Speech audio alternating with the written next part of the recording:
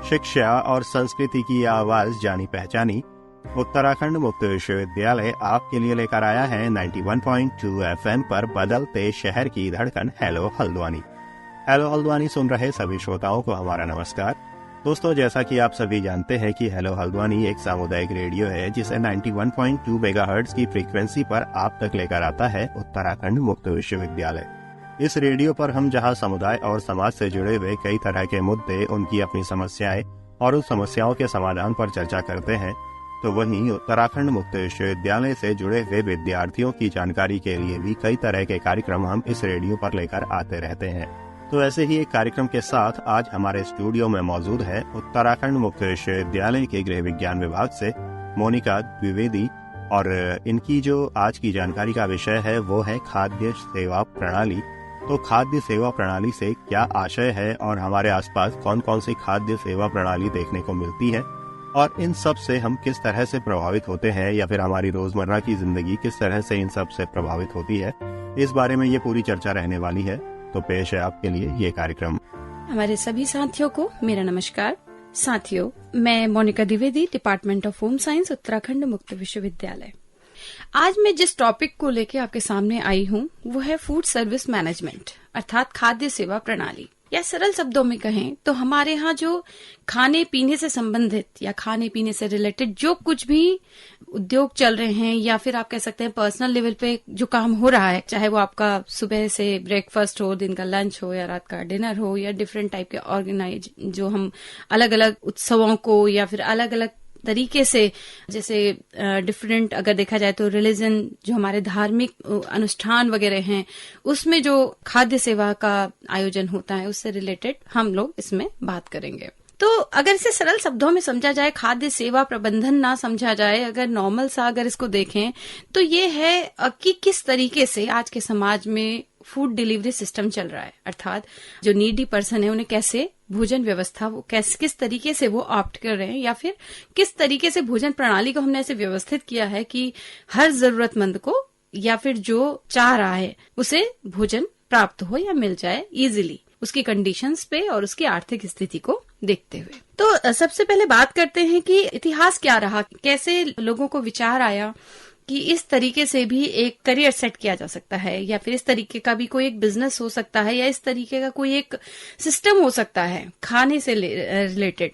क्योंकि देखिए, पहले का जो समय था, अगर वैसे नॉर्मली हम घर परिवार की बात करें तो जॉइंट फैमिलीज थी, बड़े बड़े घर होते थे, काफी लोग होते थे, तो छोटे मोटे उत्सव, छोटे मोटे जो सेलिब्रेशंस होते थे उनमें घर ही के लोग मिलके खाना वाला बना लेते थे, और किसी भी जो आउटसोर्स किसी को करने की जरूरत नहीं होती थी, अर्थात बाहर से खाना मंगाने या किसी बाहर के व्यक्ति को बुला के खाना बनवाने या फिर कुछ इस तरीके की व्यवस्था करने की आवश्यकता नहीं पड़ती थी। लेकिन जैसा आज का नेचर है, जैसा हमारा आजकल का माहौल है, उसके हिसाब से देखा जाए तो न्यूक्लियर फैमिलीज हैं, हर फैमिली में 3 या 4 लोग हैं। तो इट्स नॉट पॉसिबल, ये बिल्कुल भी संभव नहीं है कि एक बड़ा कोई सेलिब्रेशन, एक कोई बड़ा अनुष्ठान जो हम लोग खुद से कर सकें, मीन्स कि घर के ही लोग इस तरीके का कोई खाने का व्यवस्था हम कर पाएं। तो इसमें किया क्या गया कि बाहर के लोगों को मौका मिला, तो लोगों ने इस पे विचार किया कि इस तरीके का भी कोई एक बिजनेस हो सकता है, इस तरीके से भी कोई एक व्यवस्था की जा सकती है, जिससे कि ऐसे छोटे मोटे जो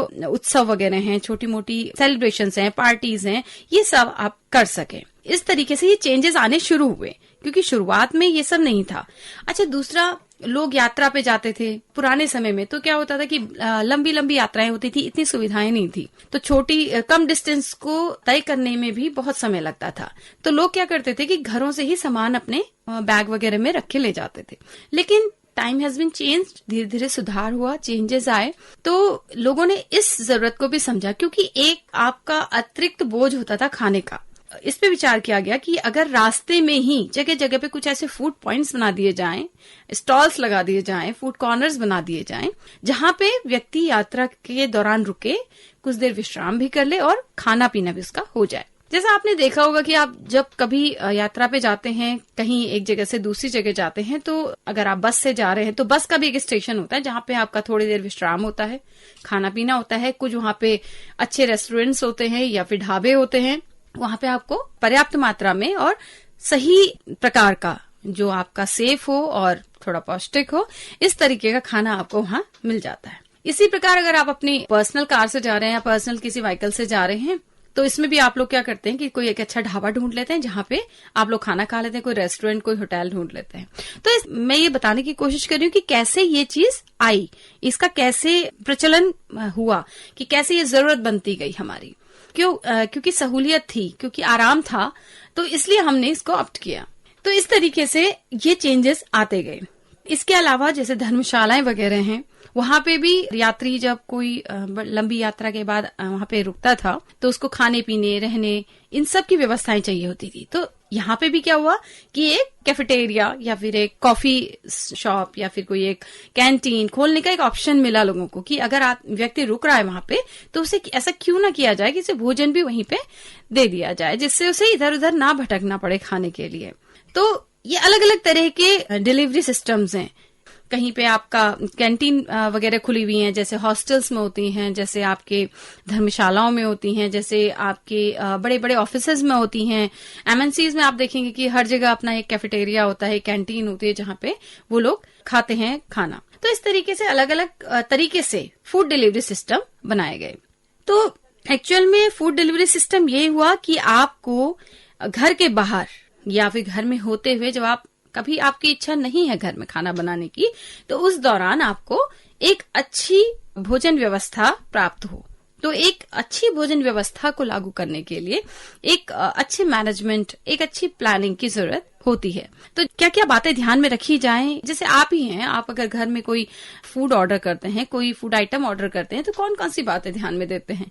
नंबर 1 कि खाना साफ होना चाहिए, पौष्टिक होना चाहिए, हेल्दी होना चाहिए, टेस्ट में अच्छा होना चाहिए, और थोड़ा सा आप ध्यान देते हैं कि कोई या तो अच्छी फेमस शॉप होनी चाहिए या कोई अच्छा ब्रांड होना चाहिए, क्योंकि इनका एक स्टैंडर्ड होता है जिसको ये फॉलो करते हैं, तो एक विश्वास बनता है इससे।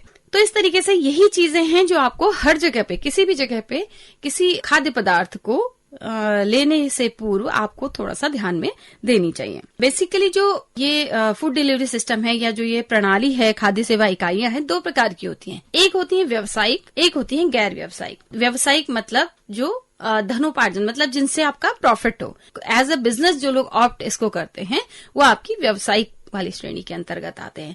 और जो समाज के हित में चलते हैं, जैसे भंडारे वगैरह होते हैं, लंगर लगते हैं, तो ये सब किस में आते हैं? गैर व्यावसायिक में। इसमें केवल समाज के हित को देखते हुए भोजन बांटा जाता है, इसमें आपका कोई मॉनिटरी जो है वो फायदा नहीं होता है।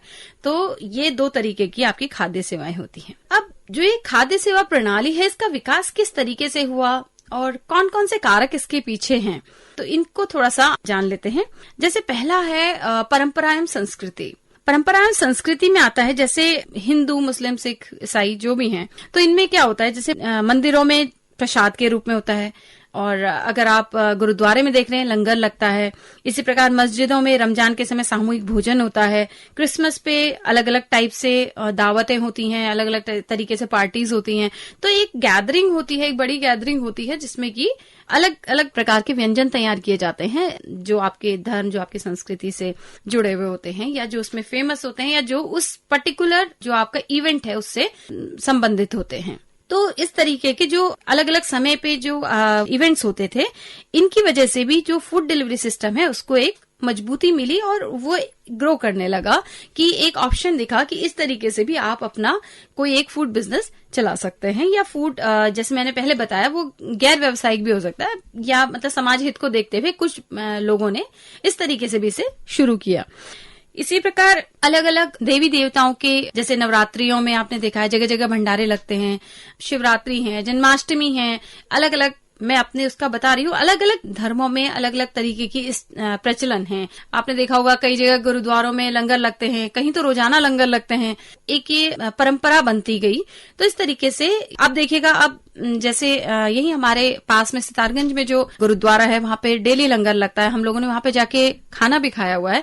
काफी अच्छा और पौष्टिक खाना वहां पे मिलता है, बहुत अच्छा होता है। काफी जरूरतमंद, काफी लेबर वर्क, काफी जो आसपास की फैक्ट्रीज है वहां पे काम करने वाला आदमी, मतलब मैं ये सोच रही थी कि समाज का मतलब एक बहुत बड़ा एक रोल है उस लंगर पे, क्योंकि एक टाइम का भोजन व्यक्ति को वहां पे मिल जाता है।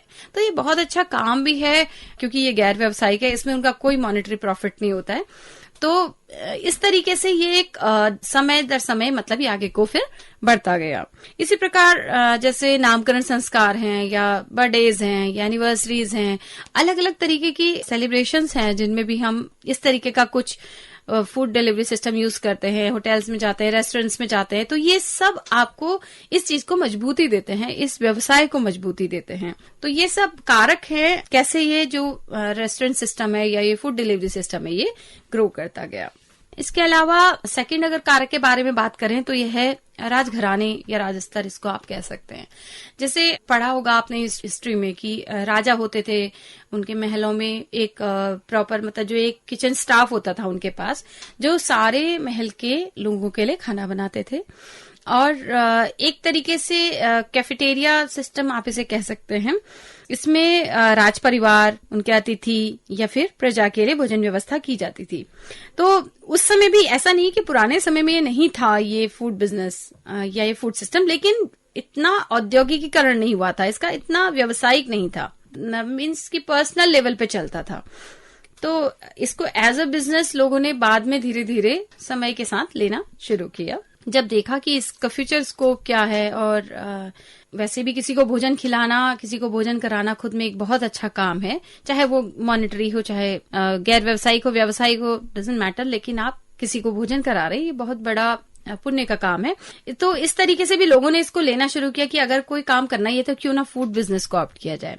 इसके अलावा सामाजिक परिवर्तन भी इसका एक रीजन रहे, क्योंकि सामाजिक परिवर्तनों में क्या हुआ कि जैसे मैंने आपको पहले बताया कि ज्वाइंट फैमिलीज होती थी, बहुत सारे लोग होते थे, छोटे मोटे फंक्शन, जैसे आजकल आप देखते हैं शादियां होती हैं, शादी से पहले के जो फंक्शंस होते हैं, चाहे वो घर घर की जो महिलाएं मिलके काम करती हैं, मेहंदी है, हल्दी है, छोटे मोटे फंक्शंस हैं, इनमें जितने लोग इकट्ठे होते थे, परिवार के लोग होते थे बेसिकली, तो उतने लोगों का खाना, उतने लोगों के भोजन की व्यवस्था घर ही की महिलाएं या घर ही के महिला पुरुष मिलके हो जाती थी। इसके लिए आपको बाहर से हलवाई लगाने या बाहर से किसी व्यक्ति को बुलाने की आवश्यकता नहीं पड़ती थी। लेकिन क्योंकि अब बहुत छोटी फैमिलीज हैं, न्यूक्लियर फैमिलीज हैं, काफी समय से ये जो चेंज है हमने देखा है, तो इस समय ये पॉसिबल नहीं है कि घर के 2-4 लोग मिलके इतने बड़े अमाउंट में खाना बना सके। तो इसलिए क्या हुआ कि उसके लिए भी आपको एक बाहर से व्यक्ति को आउटसोर्स करना पड़ा, व्यक्ति को रखना पड़ा, हलवाई जिसे आप कहते हैं, तो उसके थ्रू आपने खाना बनवाया। तो इस तरीके से भी इस व्यवस्था को बहुत मजबूती मिली, क्योंकि ये भी एक बहुत बड़ा रीजन था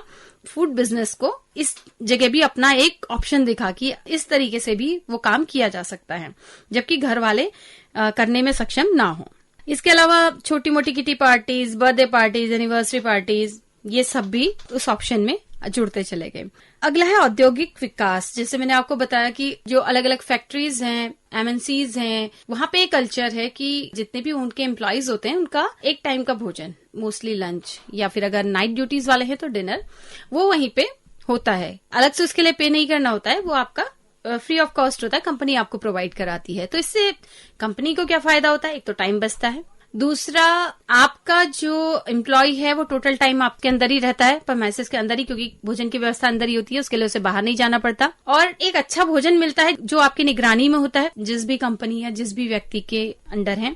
तो क्या होता है कि मिनिमम चांस होते हैं कोई खराब भोजन बनने या फिर खराब क्वालिटी का भोजन बनने के, क्योंकि अगर व्यक्ति वहां पे नहीं खाएगा तो हो सकता है अपनी सामर्थ्य के अनुसार वो कहीं बाहर सर्च करे, हो सकता है अगर उसकी बहुत अच्छी सैलरी ना हो तो ठीक है, अपने पॉकेट के अनुसार वो शायद ठेले पे खाए या छोटा मोटा कोई स्टॉल ढूंढे, ढाबा ढूंढे, और पता नहीं वहां पे कैसी क्वालिटी हो भोजन की, हो सकता है वो बीमार पड़ जाए उसको खा के, तो फिर उसे कुछ दिन की छुट्टियां लेनी पड़े, इससे नुकसान फाइनली कंपनी का होगा। शायद ये चीज ध्यान में रख के ये सोचा गया होगा कि बहुत सारे फायदे भी हैं, तो इस तरीके से भोजन व्यवस्था इंटरनल कर दी गई, तो वहां का व्यक्ति वहीं खाना खाए, वहीं थोड़ी देर रेस्ट करे और दोबारा अपने काम पे लग जाए। तो कुल मिला के फायदा कंपनी का था। इसके अलावा छोटी मोटी कॉफी शॉप्स वगैरह बड़ी कंपनीज के अंदर, मॉल्स के अंदर आपने देखा होगा हर मॉल में एक फूड कॉर्नर होता है। यहाँ पे भी आप देखेंगे कि जो फूड सिस्टम है काफी ग्रो कर रहा है इस समय। मॉल्स वगैरह में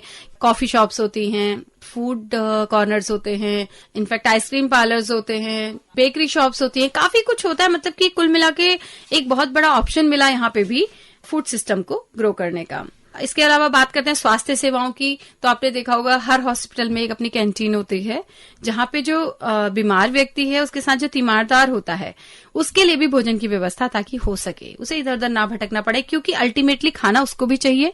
तो यहाँ पे भी एक ऑप्शन दिखा, तो उन्होंने जिस भी व्यक्ति XYZ जो भी उसको विचार आया कि इस जगह पे भी एक फूड कॉर्नर खुल सकता है, एक कैंटीन खुल सकती है, क्योंकि जो बीमार है वो तो ठीक है, अंडर ऑब्जर्वेशन है और एज पर डॉक्टर जो उसको गाइड करेगा वैसे खाएगा, लेकिन जो डॉक्टर उसे गाइड करेगा बीमार के लिए भी वो खाना भी तो कहीं पे बनेगा। तो उसके लिए लोगों को इधर उधर भटकना ना पड़े, इसलिए क्या किया गया कि उस बीमार व्यक्ति का खाना भी वहीं बन रहा है, वो अलग मतलब कैटेगरी है। इसके अलावा जो तीमारदार हैं उनका खाना भी वो ताकि इधर उधर ना भटके, इसका जो मूल्य होता है वो भी थोड़ा सा सही रखा जाता है, जिससे कि व्यक्ति के जो पॉकेट पे उस पर भी खास असर ना पड़े। ये भी डिपेंड करता है, हॉस्पिटल टू हॉस्पिटल डिफर करता है, तो जैसी आपकी पॉकेट उसके अकॉर्डिंग आप उसे परचेज कर लेते हैं। इसके अलावा आपने जैसे स्कूल्स वगैरह में चलती हैं काफी योजनाएं चल रही हैं, आंगनबाड़ी केंद्रों में जो सरकारी विद्यालय हैं उनमें कल्याणकारी योजनाएं काफी चल रही हैं, जिनमें से एक मिड डे मील योजना है। जैसे कि आपने सुना होगा, मिड डे मील योजना में क्या होता है आपको कि दिन का भोजन बच्चों को वहां पे दिया जाता है। इसके भी फायदे हैं, इससे एक तो क्या हुआ, रेट ऑफ अटेंडेंस बढ़ा, और दूसरा जो पौष्टिक आहार, जो हमें पता है, आपको पता है कि कितना आपको प्रोटीन चाहिए, कितना आपको कार्ब्स चाहिए, तो इसके अकॉर्डिंग वो लोग मैनेज करके वहां पे जो उनकी टीम है वो लोग उसी अकॉर्डिंग बच्चों को दिन का भोजन देते हैं, जिसमें बनाया गया है कि प्रतिदिन प्रति विद्यार्थी 300 कैलोरी ऊर्जा और 8 से 10 ग्राम प्रोटीन इतना आपको देना है बच्चे को। तो उसी अकॉर्डिंग वो जो लंच है वो प्रिपेयर किया जाता है कि ये मिनिमम जो इसकी क्वांटिटी है, मिनिमम जो इसका अमाउंट है वो मिल जाए। तो इस तरीके से ये भी एक बहुत अच्छा ऑप्शन है, एक अच्छा मतलब यहाँ पे इसे भी एक फूड डिलीवरी सिस्टम की तरह देखिए, तो ये भी एक बहुत अच्छा सिस्टम चल रहा है इस समय स्कूल्स में, सभी सरकारी स्कूल्स में ये सुविधा दी जा रही है। शिक्षा भी एक बहुत बड़ा वो है जो ये फूड डिलीवरी सिस्टम है, इसको स्ट्रांग करने में। कैसे, देखिए 12th के बाद बच्चा बाहर जाता है पढ़ने के लिए, बोर्ड हॉस्टल्स में जाता है, हॉस्टल में भी अपनी एक कैंटीन होती है, वहां पे भी आपका एक फूड डिलीवरी सिस्टम चल रहा है। तो पहले इतना प्रथा नहीं थी बाहर पढ़ाने की या बाहर भेजने की, अब क्या हो गया कि 12th के बाद बच्चा बाहर ही जाता है अक्सर ही पढ़ने के लिए। तो जिस भी कॉलेज, इंस्टीट्यूट, यूनिवर्सिटी जहां भी जाता है वहां पे भी इनके अपने फूड डिलीवरी सिस्टम है। हर छात्रावास की अपनी एक कैंटीन होती है और हर कॉलेज की अपनी एक कैंटीन होती है। तो इस तरीके से भी इसे एक बहुत मजबूती मिली और एक अच्छे बिजनेस के रूप में ये उभर के सामने आया। और लास्ट बट नॉट लीस्ट, बेरोजगारी। आपने देखा होगा कि जनसंख्या के हिसाब से इतना ज्यादा जॉब ऑप्शन नहीं है इंडिया में, तो लोगों ने इसको as a job, as a business इसलिए ऑप्ट किया ताकि बेरोजगारी को दूर किया जा सके, ताकि कुछ अर्निंग की जा सके। तो आपने देखा होगा जगह जगह पे फूड स्टॉल्स लगे। कोरोना के बाद काफी लोगों की जॉब्स चली गई, तो लोगों ने क्या किया, सब्जियों के फूड कॉर्नर्स ये सब खोल के बैठे। इट्स वेरी गुड कि आप खाली नहीं बैठे, आपने कोई गलत काम नहीं किया, बहुत अच्छा काम किया। और जगह जगह मोमो, नूडल्स और चाट, टिक्की, बतासे और आइसक्रीम पार्लर, आइसक्रीम शॉप्स, इस तरीके से बहुत सारे फूड बिजनेस उभर के सामने आए आफ्टर कोरोना, जब काफी लोग बेरोजगार हो चुके थे। तो बेरोजगारी भी इसका एक बहुत बड़ा कारक है कि बेरोजगारी को दूर करने में इसका बहुत बड़ा हाथ है, और एक बहुत बड़े हमारे पॉपुलेशन को इसने जॉब दे रखी है और बहुत सारे लोग का परिवार चल रहा है इस बिजनेस पे। तो अपने आप में बहुत कुछ है इस फूड डिलीवरी सिस्टम के अंदर। तो आज के लेक्चर में तो हमने बस केवल ये समझा कि कैसे ये बिजनेस आया अस्तित्व में और कैसे इसका इतिहास, कैसे शुरुआत हुई। तो अभी तो हम बस इतना ही समझते हैं। आने वाले अगले लेक्चर में हम ये पढ़ेंगे कि अगर आप कोई बिजनेस इस तरीके का ओपन करना चाहते हैं, कोई फूड सिस्टम ओपन करना चाहते हैं, तो आपको क्या क्या पॉइंट्स ध्यान में रखने हैं, कैसे कैसे आप इसको कर सकते हैं, और पूरी इसकी प्रोसेस में आपको बताऊंगी कि क्या क्या आपको फॉर्मेलिटीज इसके लिए करनी होती हैं। आज के लेक्चर में इतना ही। Thank you.